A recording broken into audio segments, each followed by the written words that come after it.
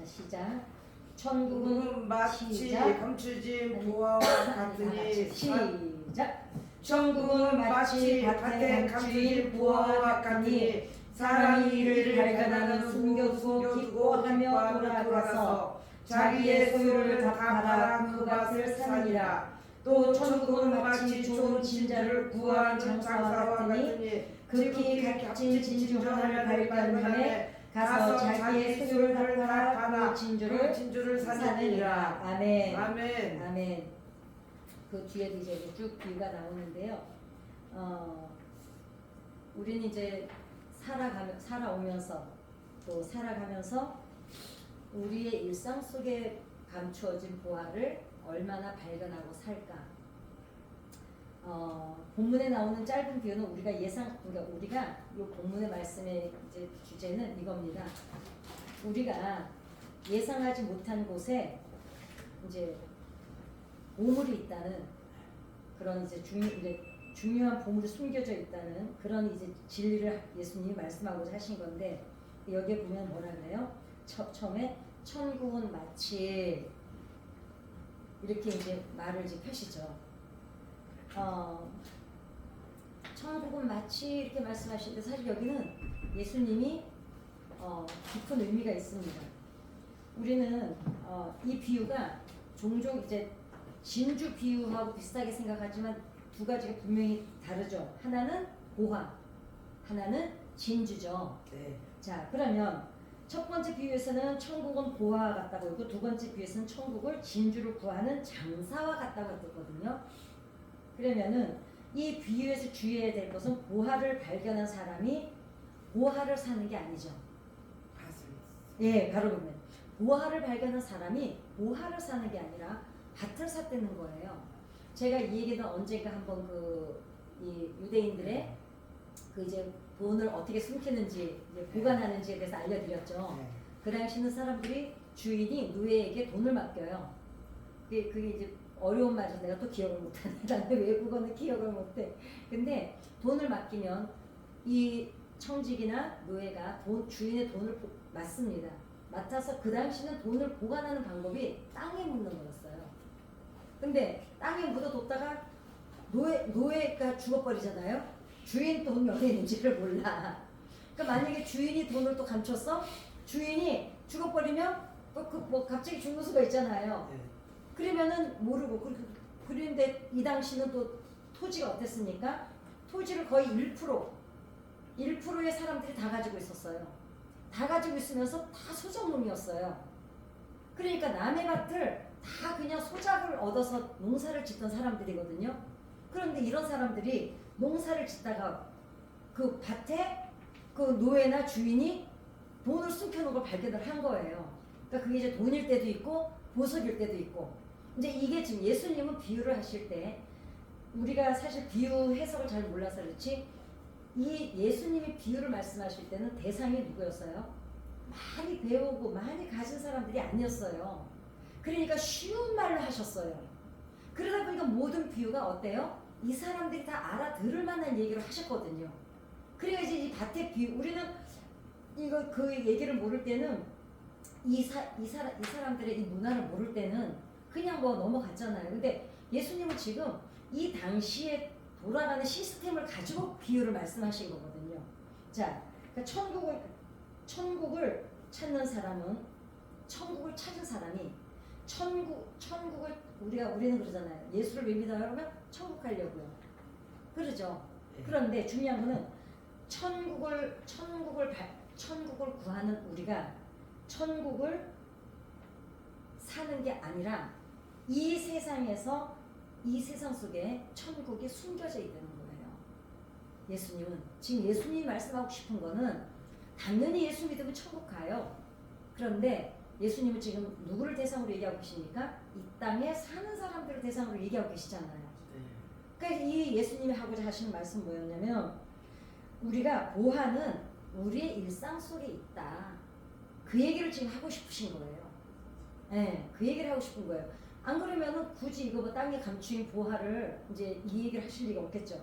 그러니까 하나님 나라는 어떤 특별한 장소나 현실하고 뚝 떨어진 그 신비로운 곳에 존재하는 게 아니라 우리가 살아가는 매일매일의 현실 속에 숨겨져 있다는 거죠.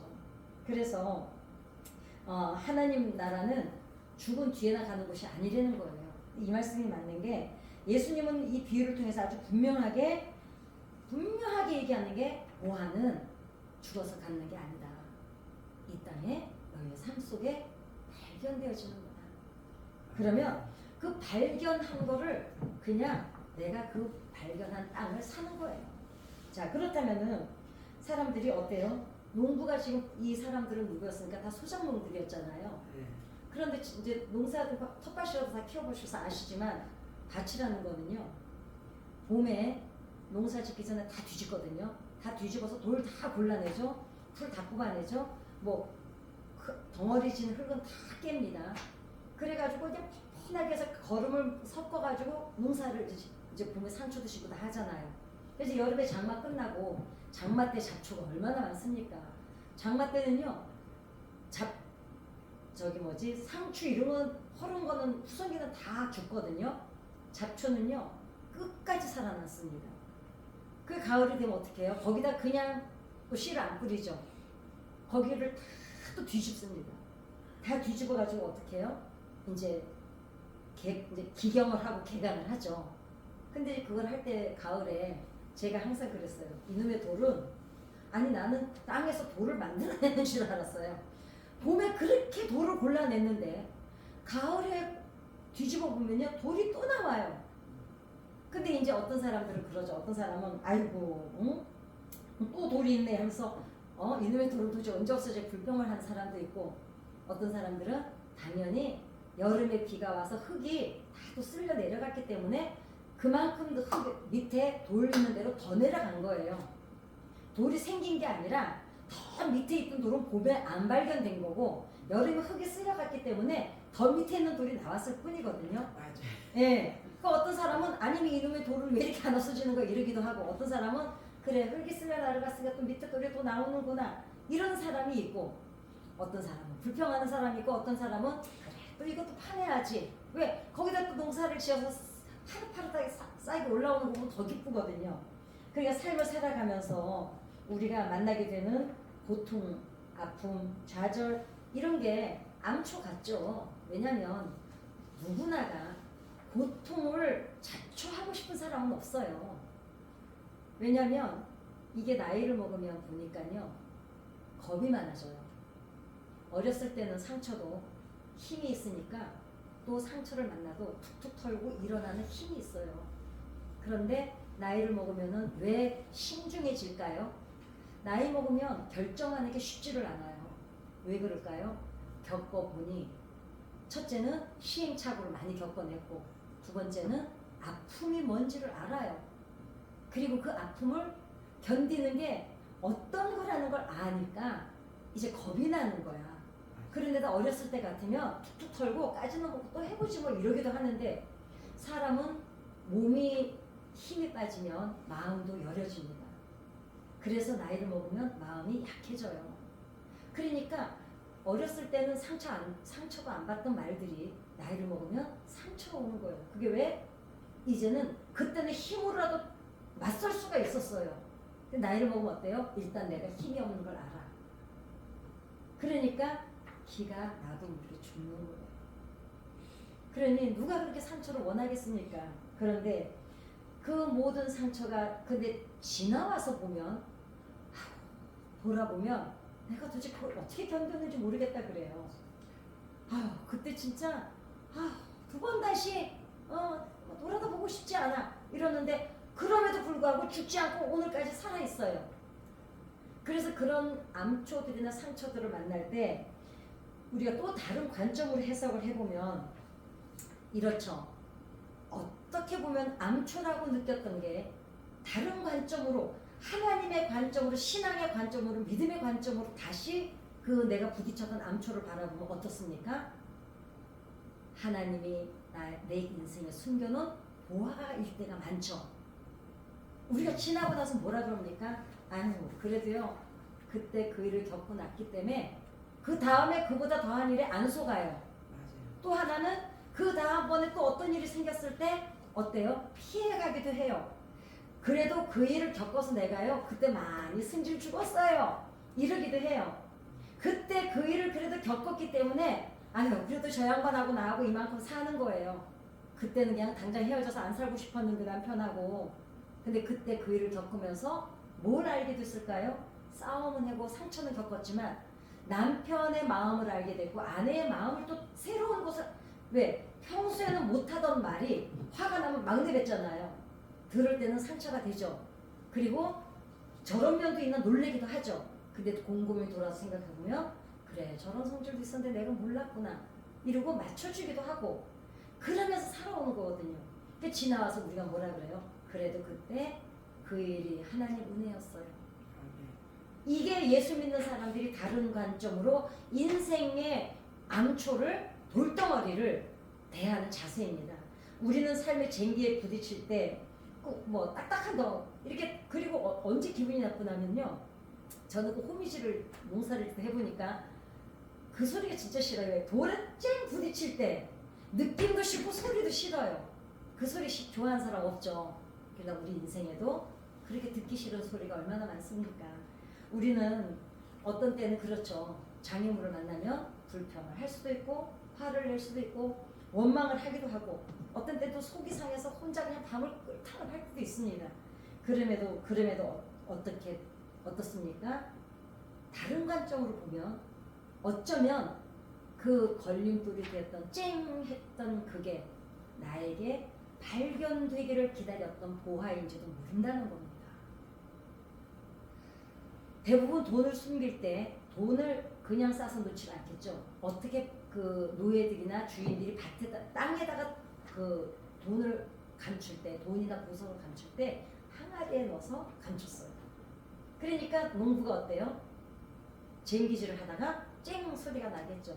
그러면은 두 가지 반응을 하겠죠. 아이씨 또 돌이야 이러는 사람이 있고 아유 돌이 있구나 이거는 좀 파내야지 이래서 그냥 봤더니 아유 불평했더니 그게 봤더니 거기에 누가 돈을 감춰놓고 잊어버렸네. 그래서 삶이라는 게 살아내다 보면 우리 뜻대로 잘 될 때가 많으셨습니까? 아니면 어긋나고 틀어지고 어떤 때는 아예 시도조차도 못 해봐요. 마음은 있었는데 그리고 그러다가 어때요? 나는 안 돼. 그래서 좌절할 때도 있었고 그럴 때가 그러니까 뭐 어디에 내가 어떤 뭘 하고 싶은 거에 장애물에 부딪혀서 넘어지고 좌절하고 포기한 적이 더 많습니까? 그냥 밀고 나간 적이 더 많습니까? 어찌 보면 우리가 알게 모르게 포기한 적이 많죠. 그런데 그리스도인데 근데 이제 예수 믿는 사람하고 예수 안 믿는 세상 사람들하고 다른 점이 뭘까요? 차이점이 있다면 그리스도인들은 불행 속에서 부딪히는 쨍 하는 그 암초 속에서 장애물 속에서 낙심을 한 게 아니라 이 일을 통해서 하나님이 나한테 지금 뭘 말씀하시고 싶으신 걸까를 성찰하죠. 예, 그러지 않으셨나요? 그러니까 우리는 거기서 뭘 발견할까요? 틀림없이 하나님은 그때 보여주시거나 말씀해 주시거나 지혜를 주시거나 피할 힘을 주십니다. 그러니까 우리는 암초를 장애물을 만날 때 우리는 어때요? 거기서 하나님이 숨겨놓으신 보화를 발견하는 사람들이 그리스도인들이고 그 보화를 발견하지 못하고 불평하고 이놈의 내 팔자 운명 타령하고 팔자 타령하고 원망하고 속상해하면서 넘어지는 건 믿는 구석이 없는 예수 믿지 않는 사람들이겠죠. 물론 예수 믿지 않는 사람들이라고 다 그러진 않아요. 그러나 보편적으로 보면 고난을 이기는 힘은 예수 믿는 사람들이 훨씬 월등합니다. 왜냐? 제가 항상 말씀드리죠. 정서적인 모든 병은 어디서부터 온다고요? 불안에서부터 온다고요. 불안은 뭘까요? 믿는 구석이 없어서 생기는 게 불안이라고요. 그러니까 예수 믿는 사람에게는 뭐가 있습니까? 막판에 가서는 우리가 그러잖아요. 마지막에 가서는 하나님이 계시니까. 그죠? 그 믿는 힘이 그 힘이요 보이진 않습니다. 그럼에도 불구하고 그 힘, 우리를 지탱해 주는 힘, 능력은 얼마나 큰지 모릅니다. 그러니까 제가 젊은 사람들 그 집회를 가면 항상 하는 말이 있어요. 니네들 가족, 엄마, 아버지, 형제지간 없어도 네 힘으로 살 것 같지? 절대로 아니다. 가족은 나한테 뭘 해주기 때문에 가족이 힘이 아니에요. 가족이라는 건요 이미 이름만으로 보이지 않는 든든한 울타리 같은 거예요. 그래서 제가 어른들 집회로 그 웰다잉 제가 교육을 하잖아요. 웰다잉 교육을 할 때 지금 노인 집 그 경로대학이나 이런 집회를 가면은 제가 그 얘기를 해요. 아유 아파 죽겠네. 빨리 죽어야지. 아유 오래 살아서 뭐 절대로 그딴 소리 해주지 마라. 왜냐면 죽을 땐 죽더라도 아파도 부모는 여러분 내가 아파서 자식들한테 짐이 될 수도 있어요. 근데 부모님 보내보셔서 아시죠? 부모는요 병들었어도 살아있을 때 자식에게는 힘이에요. 그래도 병든 부모라도 누워라도 있으면 형제간의 우애가 안 상해요. 그래도 부모 때문에라도 구심점이 돼서 모여요. 근데 아무리 형제간의 우애가 좋아도요 부모 딱 돌아가시고 3년까지 안 가요. 1년, 2년까지는 그래도 뭐 좀 이제 한 80% 남아 있어. 3년째 되잖아요. 별로 안 만납니다. 그래서 제가 항상 노인분들 노인이라는 말도 쓰고 싶지 않아요. 저는 나는 그 노인들 뭐 면허증 반환하란 말에 제일 기분 나빠요. 나는 안 받아날 거야. 나는 버티고. 근데 보세요. 노인이라는 말을 50년은 들어야 돼요. 근데 이번에 그 노인회 회장이 건의를 했더라고요. 이제 노인을 65세부터 아니에요. 75까지도 노인 아니에요. 장년이에요, 장년. 80살까지도 그냥 멀쩡해요. 네. 그렇기 때문에 내가 볼 땐 청년을 70까지 해야 되고 장년을 85세까지 해야 될 것 같아요. 아니 왜냐면 85세인데도 멀쩡하세요. 우리 목사님 지금 80 다 되신 거예요? 넘으셨어요? 안 넘었어요. 안 넘었어도 80 다 되신 거죠? 어찌됐거나. 네. 내가 66이니까. 네. 79세. 아 79세 봐요. 뭐 청년이야 청년. 멀쩡하세요. 그러니까 내가 뭔 얘기가 들어갔지? 아니 어른들은요. 그러니까 자식들도 그렇습니다. 그래서 예수 믿는 사람은 그래도 믿는 구석에 하나님이 있어요. 자식들 앞에는 그러니까 무조건 오래오래 사세요. 왜냐? 그래도 부모가 누워 있어도 뭐 하고 있겠어요? 내 새끼들 잘 돼야 되는데 그 기도해주는 그 힘이 얼마나 대단한지 모릅니다. 그러니까 그 힘이 보이지 않는 그 울타리. 우리가 하나님이 보이진 않지만 우리가 이 세상을 살아가는 우리 배후에 있는 하나님의 능력. 그 다음에 자식들에게는 부모가 비록 병들어 누워있고 연약하지만 그 부모가 주는 힘이라는 거는요. 그 영향력은 자식들한테 보통 힘이 아닙니다. 그래서 그리스도인은 어지럽고 이 세상에 얼마나 예측 불가능합니까? 예측할 수가 없잖아요.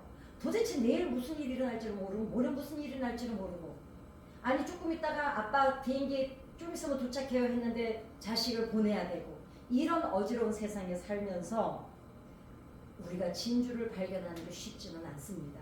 그러나 이 세상을 천국, 우리가 죽어서 천국을 간다 그러면은 그냥 그러잖아요. 빨리 죽어야지. 천국 가면 얼마나 좋아. 그건 도피죠. 살아있는 동안은 이 땅에 남겨놓으신 거는 이유가 있어요. 제가 항상 하는 얘기가 있습니다. 내가 지금 살아있어요. 아직 사명이 안 끝나서 살아있는 거예요. 하나님이 어저께 제가 말씀드렸잖아요. 하나님은 우리를 사랑하기 위해서 지으셨어요. 이 세상 천지 창조를요. 하나님을 위해서 해놓으신 게 한 가지도 없어요. 다 인간에게 필요한 것만 지어놓으셨어요. 이 하나님이 계신 그 천국 빨리 가는 게 좋죠. 좋은데 도피해서 갈 곳은 아니라는 거죠. 왜냐? 이 땅에 살아있는 동안에 우리가 하나님께서 이 땅에서 우리가 아직 그래서 누가 그러더라고요. 하나님이 자기가 성주 순례를 못 가봤더니 하나님이 자기를 암이 걸렸었대요. 그래서 그때 다 죽는다고 했대요. 그랬는데 아직 암 수술하고도 뭐 10년째 살아있대요. 그러면서 성지 순례를 자기가 그랬대. 수술하기 전에 하나님 제가 딴 거는 하나도 안 억울한데 그래도 예수님이 태어나신 예루살렘은 한번 가보고 죽게 해주세요 그랬대요. 그 나사렛이 어딘지 거기 땅이나 한번 밟아보고 죽게 달라 했더니 자기 암 수술하고 결국은 성지 순례를 뭐 몇 번을 갔다 오셨대요. 그러면서 아직 성지 순례 못 가신 분들은 성지 순례 가보라고 남겨주신 줄 믿습니다. 아멘. 그러니까 천국은 죽어서 가는 곳이 아니라 이 세상에 살면서 이 세상이라는 밭에 하나님이 천국을 수놓겨 놓으셨다는 거죠. 지금 예수님은 그 얘기를 하고 싶으신 거예요. 자, 그러면은 그리스도인이 살아가야 할 곳은 이 세상이고, 이 세상에서 우리가 뭐라 그랬습니까? 우리는 이미 빛이고 소금이라고 말씀하셨어요. 그래서 천국은 세상에서 벗어나야 얻는 게 아닙니다. 어떻게 해요? 예수님을 몰랐을 때 모태신앙들도 사실은 예수님을 인격적으로 만나는 거는 뭐 나중에 철들어서잖아요. 제가요 처음에 예수 믿고 성령 받고 났는데요, 길에 나가서 기타를 들고 찬양을 하기 시작했잖아요. 그러니까 사람들이 뭐라 그러냐면은 저한테 이랬어요. 그때는 여의도 순복음교회로 38년 전이니까 그때는 아직 2단 3단 아직 그 논란이 안 끝났을 때야. 그래도 100%는 아니지만 그래도 어느 정도 인정은 했지만 그래도 일부는 장로교단에서 아직 순복음을 2단 하고 이럴 때예요. 제가 길에 나가 강남성전에서 조장이었잖아요. 구역장 때 제가 기타를 들고 찬양을 하고 술집골목에서 찬양을 하니까요, 사람들이 지나가면서 이래요.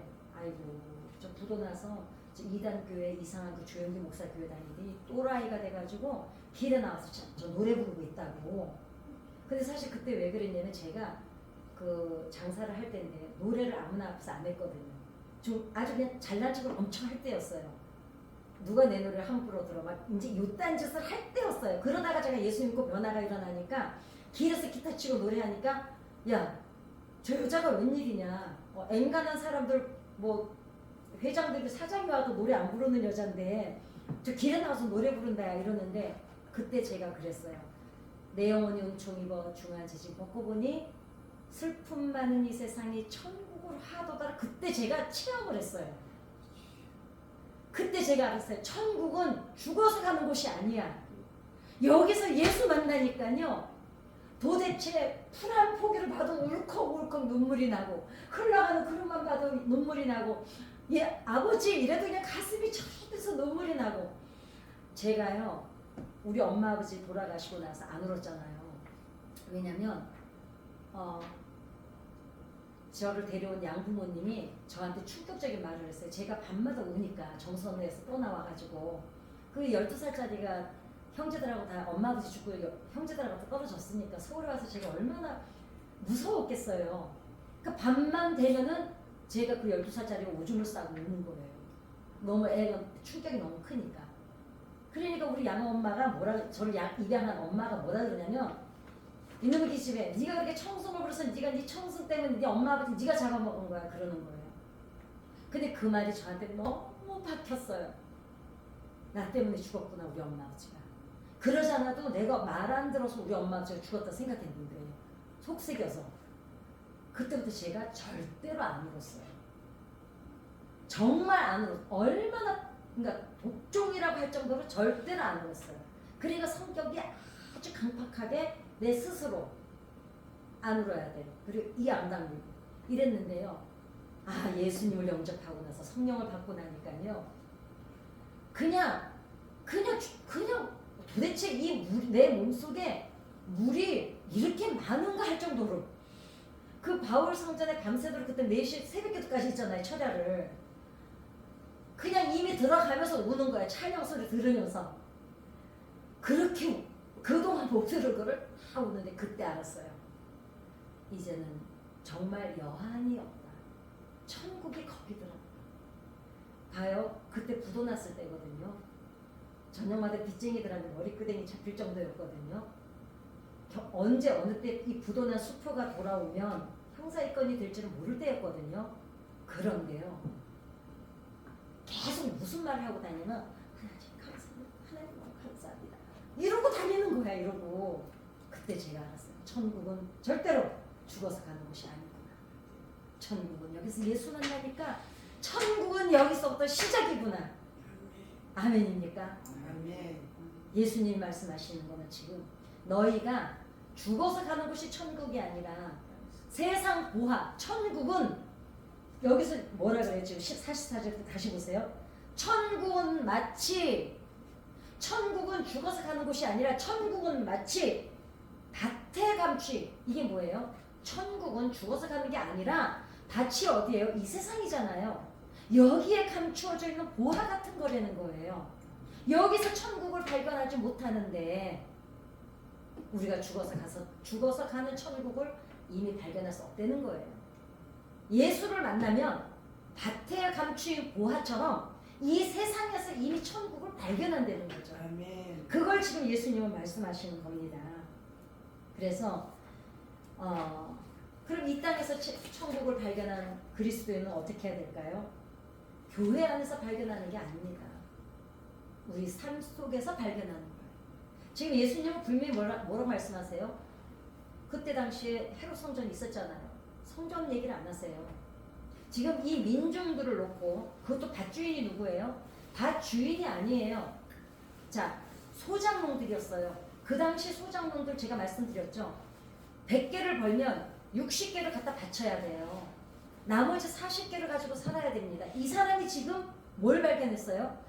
자기 밭도 아니에요. 왜요? 여기 나와 있죠. 돌아가서 자기 소유를 다 팔아서 그 밭을 산대잖아요.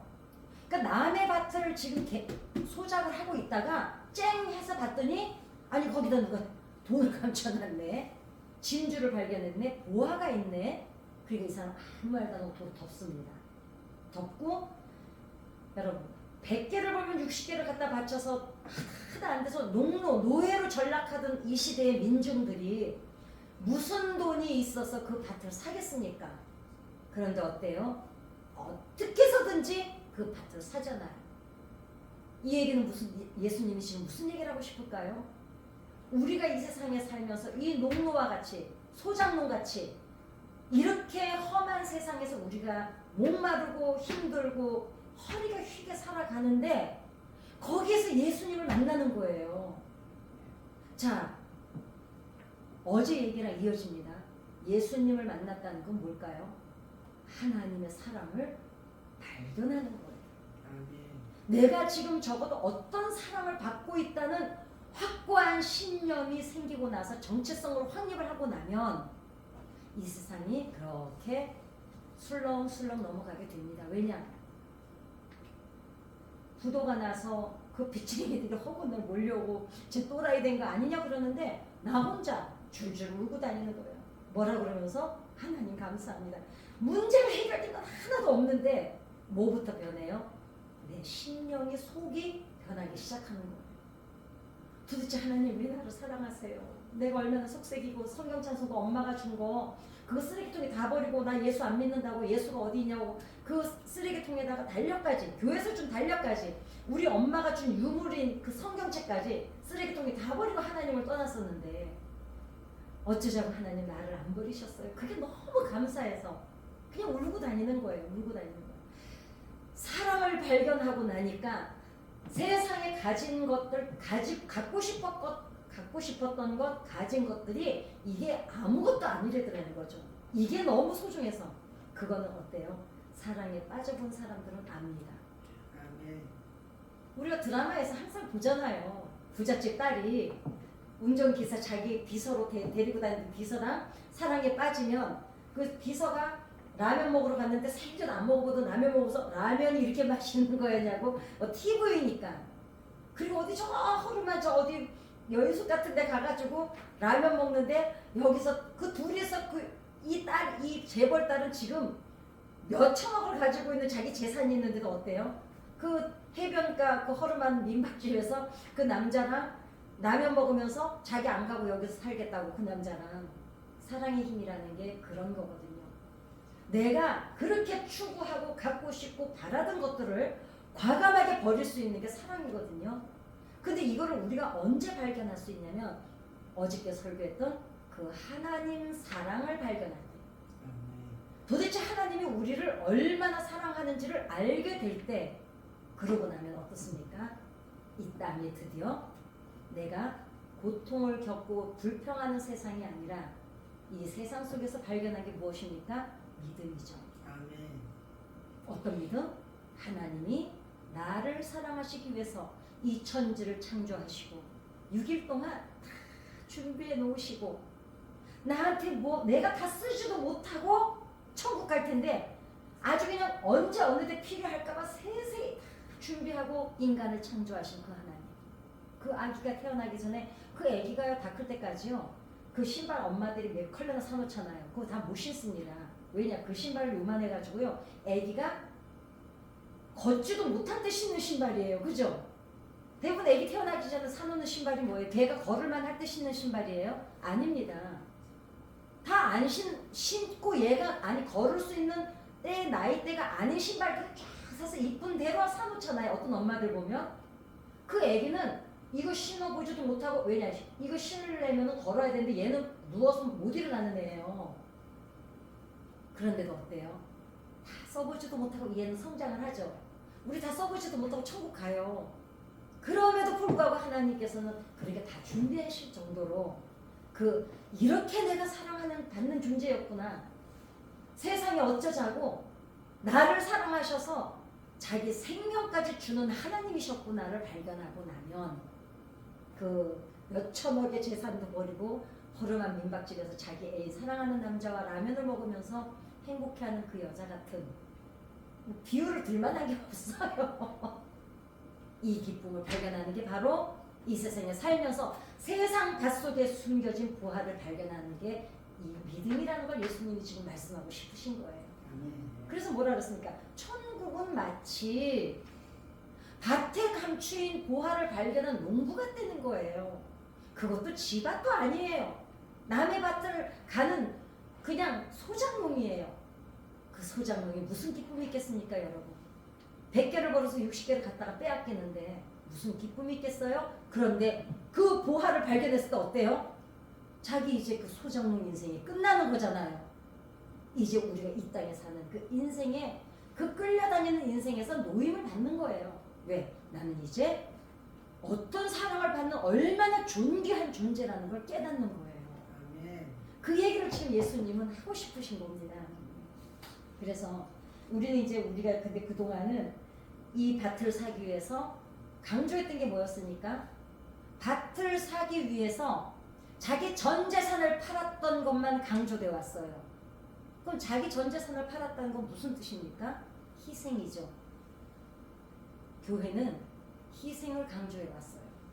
그동안은 희생이 강조돼 왔어요. 이 비유를 통해서 지금 그 희생을 이 밭을 발견한 사람이 이 밭을 사기 위해서 자기의 뭐 전 재산을 다 팔고 돈 다 끌어모은 것만 강조되었어요. 그 뜻이 뭐였을까요? 기도해야 된다, 헌신해야 된다, 전도해야 된다, 뭐 여러 가지가 있겠죠. 그게 아니라는 거예요. 이미 그 보석을 발견하는 순간에 자 이렇게 따져보면 돼요. 내가 어떤 보물을 발견을 했어. 나 이거 사야 되겠다.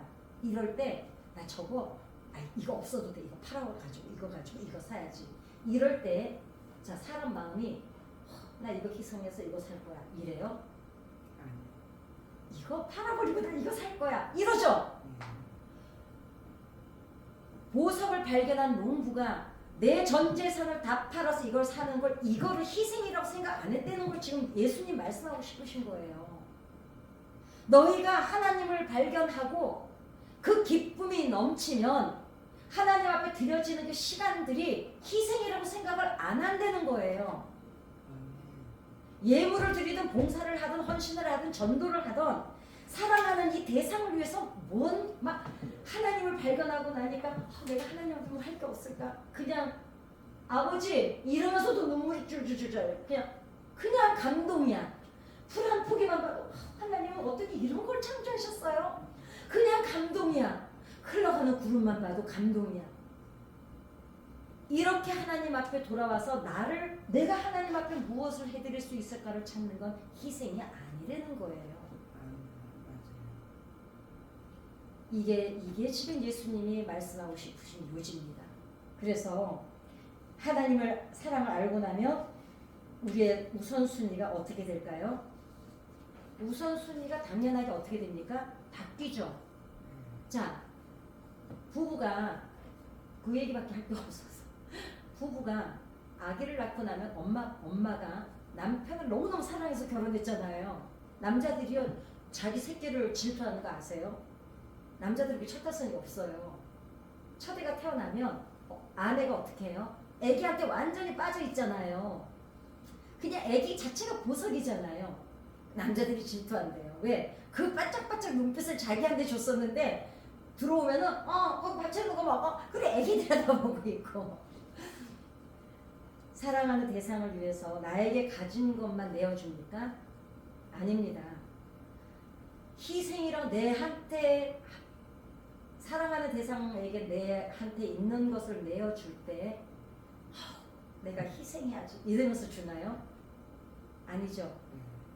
뭘 주고 싶어서 없는 거는 만들어서라도 갖다 주는 게 사랑하는 사람을 만난 사람들의 행동입니다. 그렇죠. 그 다음에 뭐지? 하늘의 별도 따다 준대요. 남자들이 따다 줄 수만 있으면.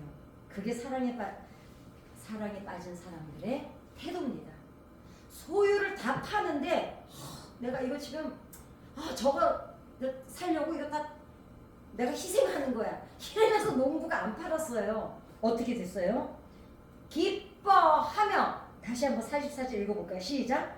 천국은 마치 밭에 감추인 보화와 같으니 사람이 이를 발견한 후 숨겨두고 기뻐하며 돌아가서 자기의 소유를 다 팔아 그 빛을 그 밭에 사느냐. 나 저거 팔아서 이거 사야지. 이러질 않아요. 숨겨놔.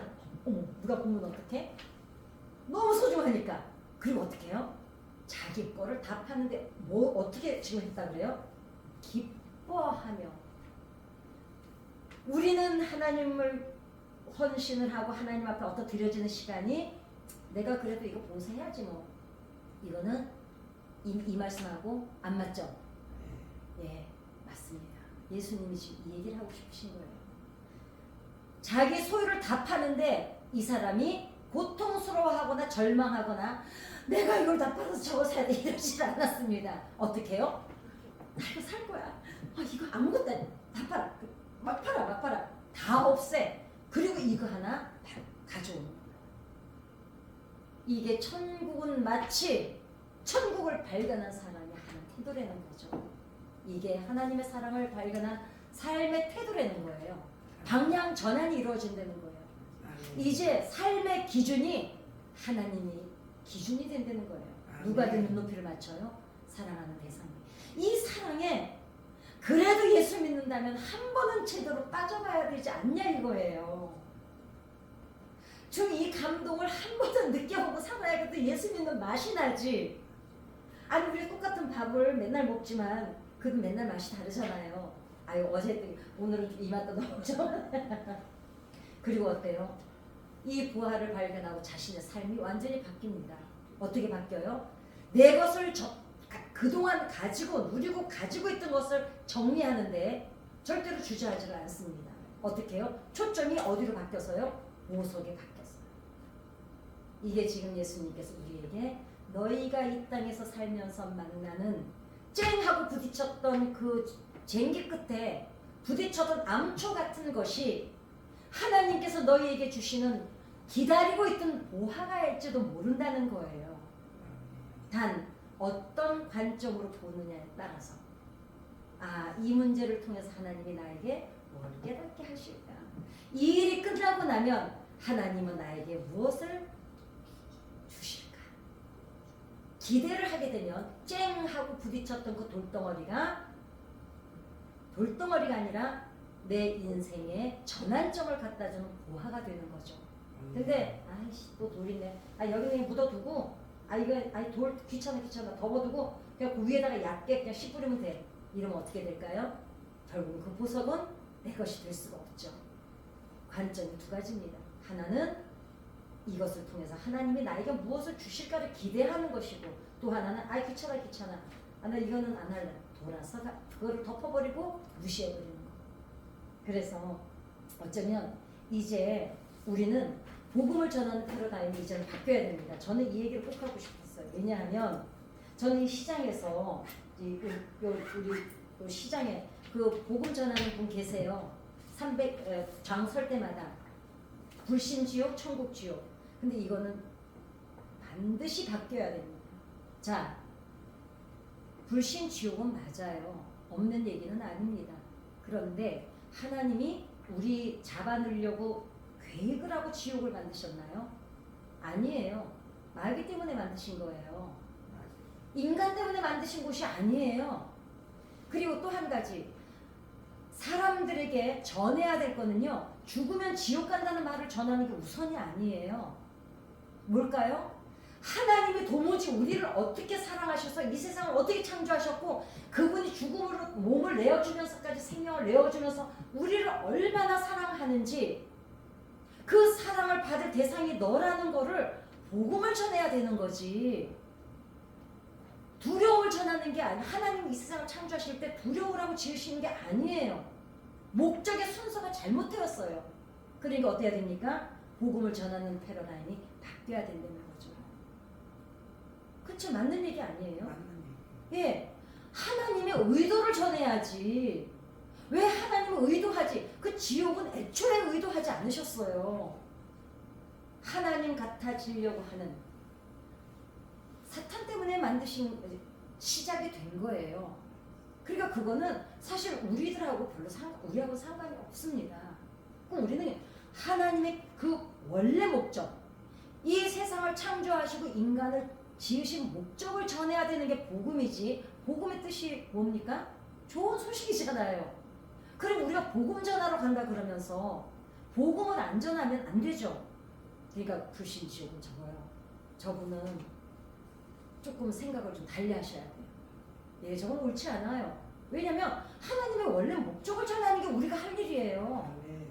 그 다음에는 지옥 가든지 말든지 그건 이제 그분들이 선택할 일이에요. 그렇죠? 네. 하나님이 그 애써서 이렇게 준비해 놓으신 이 잔치상을 얘기를 안 해주고 왜 그거 끝에 가서 막판에 그거 한 가지를 전해내라고 하나님을 욕먹이냐고요. 지 맘에 안 들면 지옥이나 보내는 그 하나님 내가 왜 믿냐고. 저도 그 얘기를 들었어요. 그래서 이거 아니다. 그거 아니다. 설명 근데 나도 하다 보니까 더 얘기할 얘기가 없더라고요. 자, 하나님은 이 세상을 지으실 때 하나님에게 필요한 건 지으신 적이 없어요. 그죠? 누구에게 필요한 거? 우리들한테 필요한 것만 지어 놓으셨어요. 그리고 우리 인생이 그러면서도 불구하고 살다 보면 그 쟁기 끝에 쨍하고 부딪히는 돌덩이 같은 암초가 있지만 그것을 통해서 하나님은 우리가 뭘 발견하기를 원하신다고요? 보화를 발견하기를 원하신다는 겁니다. 그래서 우리는 사랑에 빠졌을 때를 보면 모든 초점이 어디에 맞춰줘요? 사랑하는 대상에 맞춰주고, 사랑하는 대상 때문에 이제 활력이 넘쳐요. 사람들이요, 사랑에 빠졌을 때요, 자기네들이 감추려고 해도요, 바람난 사람들은 못 감춰요. 왜 그래요? 표정이 이미 안 감춰져 있어요. 자기네는 감춘다고 감추는데 걔네들 눈빛 보면 남이 먼저 알아. 제가 얘기해드리잖아요. 우리 그 극동방송의 PD 2명이 연애를 하는데 본인들은 몰라요. 지네들이 좋아하는 거를요. 남이 먼저 알아요. 하루 출연하려고 온 게스트가 먼저 알아봐요. 저 둘이 사귀나 봐요. 근데 본인들은 몰라요. 자기네끼리 좋아하는데도. 예, 어떻게 해요? 활력이 넘쳐요. 이미 출근하는 게 좋아. 왜? 가면 김 PD가 있으니까. 벌써 아침에 그때는 그냥 세수하고 대충 머리도 하고 묶고 갔는데 가야 돼. 우 PD가 있기 때문에 이쁘게 하고 가. 이미 바뀝니다. 활력이 넘칩니다. 사랑하는 사람들이 어때요? 사는 게 신나죠. 살만하고 살고 싶고 자랑하고 싶어서 입이 근질근질하고 보고 싶어서 안가를 하고, 이름 중에 단어만 하나 닮은 게 나와도 가슴이 쿵 내려앉는 게 사랑에 빠진 사람들의 지금 행동입니다. 자, 우리는 기쁨과 감사가 넘쳐서 그 기쁨 때문에 저 세상에 나가서 기꺼이 삶 속에서 하나님 나라를 펼쳐가게 될 줄 믿습니다. 네. 이제는 예수 믿으세요 이 말보다요, 우리가 사랑을 회복하면 됩니다. 그 하나님 때문에 가슴이 뛰는 삶, 그 하나님 때문에 내 마음속에서 도대체 멈출 수 없는 그 샘솟는 기쁨을 전하는 삶, 그 삶이 예수 믿으세요 이 첫마디보다 내 눈빛, 몸짓, 행동 하나하나가 바로 밭에 감추인 보화를 발견한 예수 믿는 저와 여러분의 삶이 될 줄 믿습니다. 네.